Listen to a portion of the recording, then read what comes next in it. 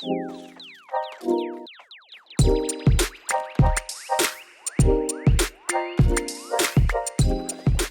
have actually been making electric cars for a little while now, like the i3 and the hybrid i8.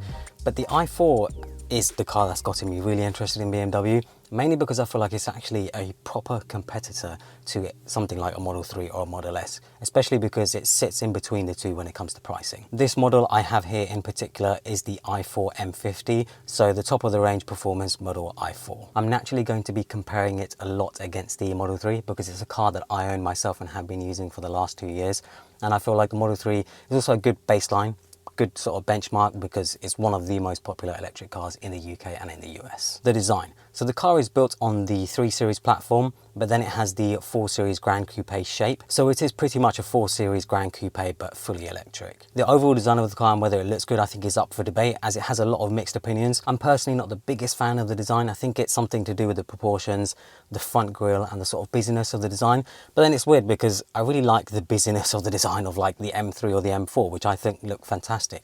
I'm just not sure what it is about this car.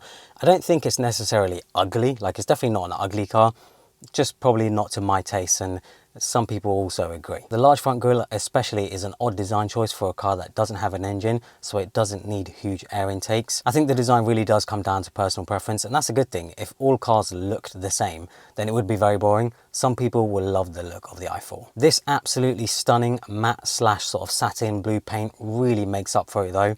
It's called Frozen Portimao Blue Metallic and is a £3,000 option, which I actually don't think is too bad for such a unique finish and colour. A good quality wrap would actually cost around the same, if not more. This has the carbon kit as well, which gives you carbon accents on the front bumper, carbon wing mirrors, which I think look awesome, carbon on the back bumper as well, and a fairly small carbon spoiler. This also has the optional 20-inch wheels with the red brake calipers, which definitely helps give it a more sporty look. The fit and finish is as expected, incredible. It actually makes my Tesla feel like a toy. There's something about how German cars have this attention to detail.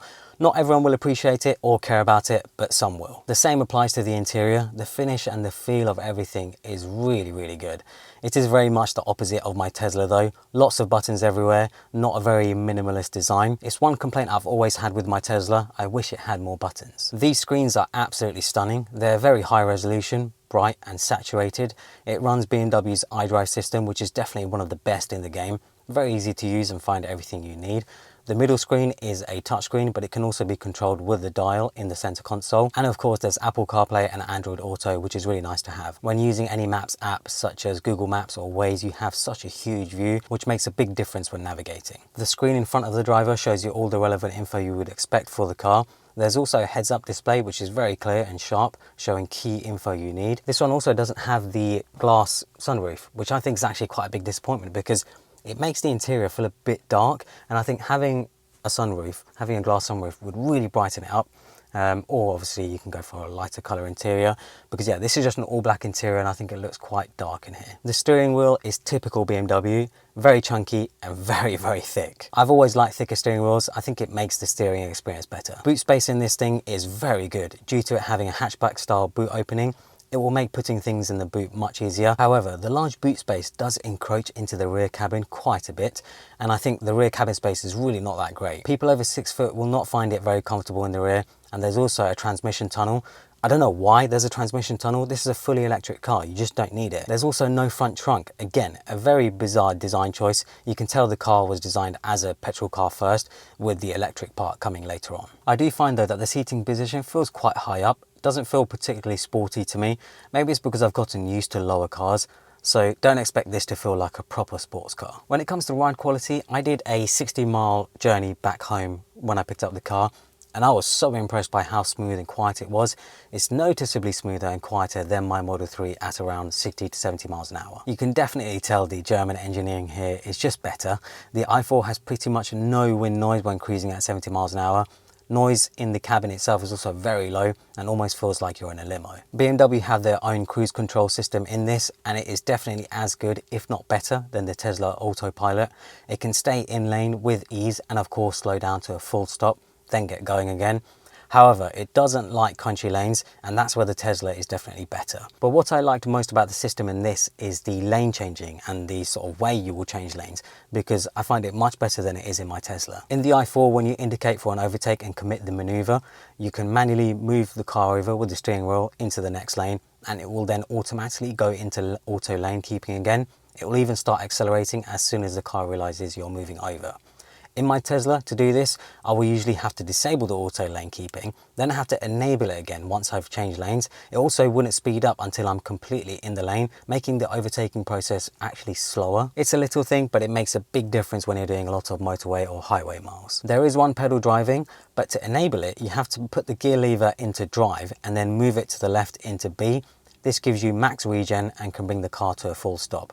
I think it would actually just be better to have it as an option, which you can have on all the time, instead of adding another step. With this being the i4 M50 model, it has 544 horsepower and an estimated range of 312 miles. That 544 horsepower is actually pretty insane when you think about it. That is a lot of power. It can do 0 to 60 in 3.9 seconds, which definitely feels quick, but unlike my Model 3, once you go past 60 miles an hour, it can continue building speed quite well. I was very impressed. However, it is very heavy. It weighs 2,200 kilograms, which is just madness for a car this size. Yeah, I think it's just the batteries, the motors, everything. It's just such a heavy car. It's crazy. It felt heavy too when I was driving it. Just doesn't feel that agile in the corners. But BMW have done very well with the steering feel. It still feels like typical BMW. It has all-wheel drive too, so it has no problem gripping when accelerating, and I'm sure in wet conditions it will feel a lot more confidence inspiring. In sport mode, you can feel the suspension stiffening up, the steering getting heavier, and the throttle response getting much sharper. However, I did find the throttle response still lagging behind compared to my Model 3 Performance.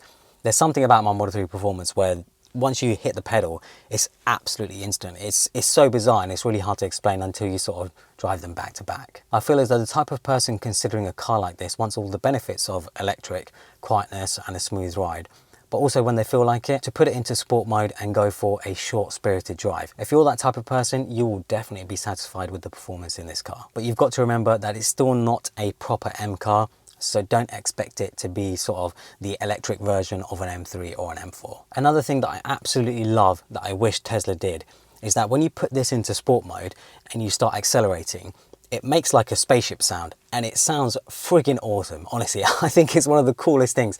Obviously the sound is being pumped in through the speakers and stuff. It's just a fake sound, but it just sounds so cool because it just sounds like you're in a movie, like you're in a spaceship or you're in Tron or something. It's just very sci-fi. It just sounds so cool.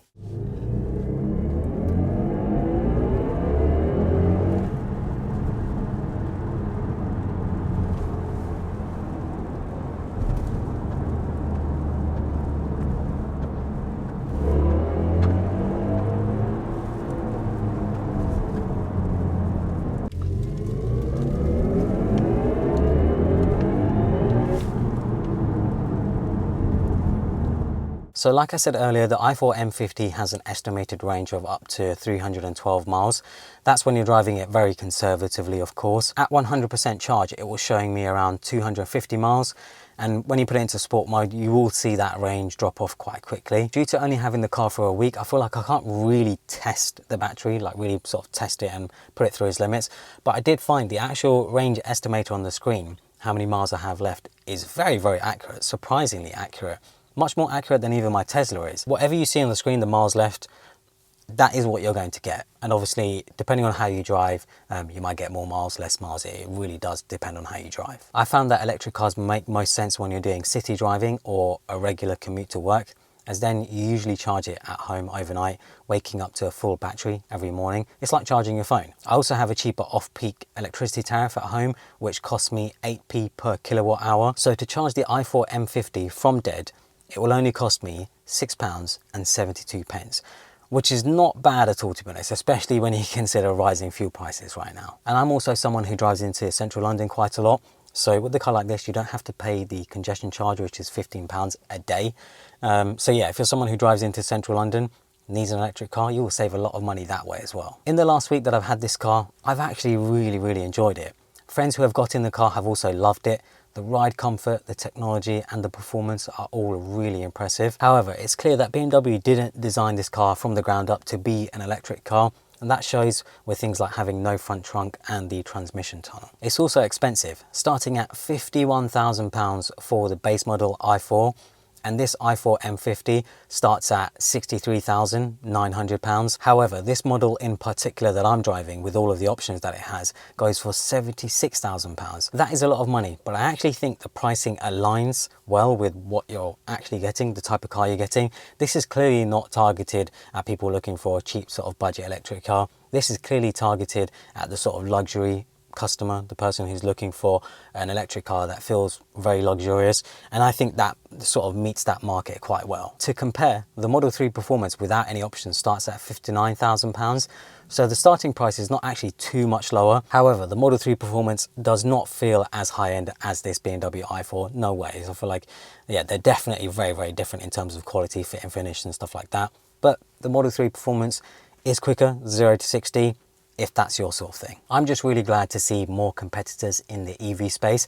As much as I love my Tesla, I want to see other cars outdo it. And the BMW i4 is the closest I've seen yet. I'm hoping in the future that we see BMW also make electric versions of the 1 Series and the 2 Series, because obviously those would be much more affordable for most people and they would be smaller. This is quite a big car. Some people like big cars, but I actually personally prefer smaller cars. So yeah, if they did make an electric version of a 1 Series or a 2 Series, I would highly, highly consider it. One big thing though that keeps me in my Tesla is that supercharger network.